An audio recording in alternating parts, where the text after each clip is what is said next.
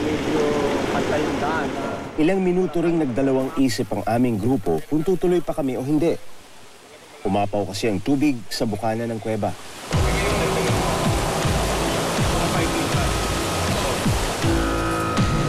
Pero sa huli, nagpasya kaming ituloy na ang aming paglalakbay.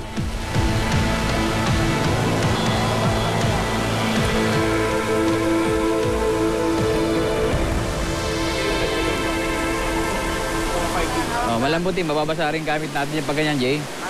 Basa rin gamit natin. Hindi pwedeng camera kan. Mabuti na lang daw may isa pang pwedeng daanan sa gilid ng ilog, ngunit halos 90 degrees naman ang akitin. Ito, delikado tumaga ito, Jay. Simplang kayo ang mga tagilid niyan.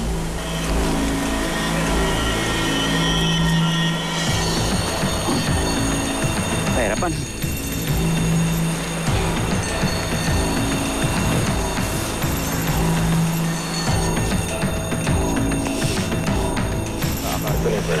Kailangan natin flashlight. Yung pang isang baba dyan, yun na yung take. Wow. Isang makipot na lagusan ang tumambad sa amin. Delikado. Titingnan niyo yung itaas. Oo, patalikod mas maganda talikod, Jay. Ano ba, no? Talikod ka. Yung pumulo nyo.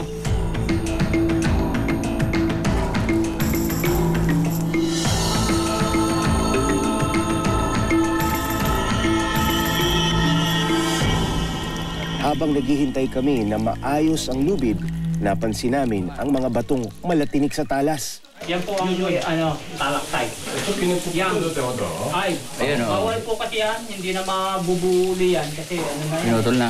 Pero yung ibang pumasok dito pinutol. Opo, baka kumuha sila ng souvenir. Oo nga, Ginagawa. Yung mga tatanga-tanga yun, Ito yung pagka tumulo ng napakatagal na panahon, yan yung nabubuong di ba? Pwede inumin to.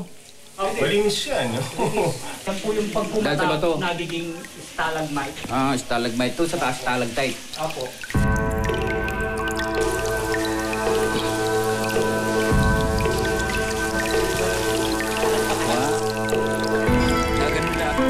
Dahil wala pang pangalan ng kuwebang ito, binansagan muna itong Cathedral Cave. Sir, ito na po yung Cathedral Cave na tinatawag. Oo. Ito yung nabang ito na option B natin.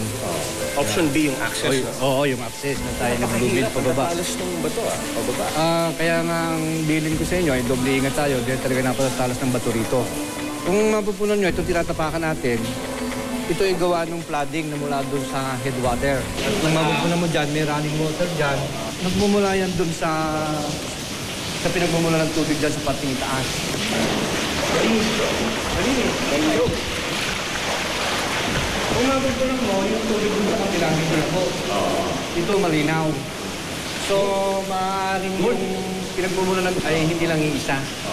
Ang mga picture nito, kung makikita mo, yan, yung mga formation ng mga stalactites. Parang similar siya dun sa sikat na underground river. Oo. May little familiarity siya kasi may river din ilog na dumadaling doon sa Luzon River. Okay. Itong mga ito, Hindi pa nakikita ng maraming tao. Hindi pa. Bibihira pa nakakapasok dito. pangilan-ngilan lang. Mangilan-ngilan lang kasi nga medyo tago itong kuweba.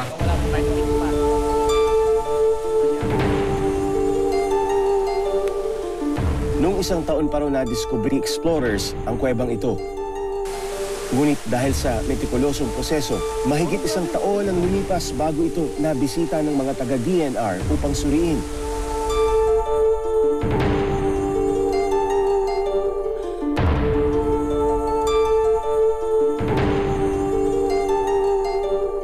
Ito ang kuwebang inaasahan ng lokal na pamahalaan ng Cavinti na maglalagay sa kanila sa mapa. Kaya inatasan ng LGU ang DNR na pag-aralan ng kuwebang ito at iba pang mga kuweba sa paligid para pag-aralan kung maaaring gawing tourist destination. Itong katedral, ito yung bansag dito na katuringan nila, tawag nila dito sa cave na ito dahil katedral, ibig sabihin malaki. Hindi pa matansya ni Nakajes kung gaano kalawak at kataas ang kuwebang ito. Sa darating na Setyembre pa kasi matatapos ang kanilang pag-aaral. Anong estimate, mga ilan ang lagusan? Ilan yung mga sunod? Ang estimate ng lagusan nito, mga ilan? 13. Ito mga bumabagsak na ito, mga boulders yan. Okay. Na sanhi siguro nung kabigatan at sanhi ng Siyempre, gravity. pag-ulan. Yung pag-ulan, yung tubig. Hatake na siya dito. Bagsak siya. Okay. Yan. Ano ba ito? Ang ganitong formation. Hindi pwedeng hawakan yan, di ba? Oo. Kung tawagin yan ay stalagmites. Stalagmites. Stalagmites. Yung sa taas. Yun namang nasa itaas, yun ang tinatawag na stalactites. So ito yung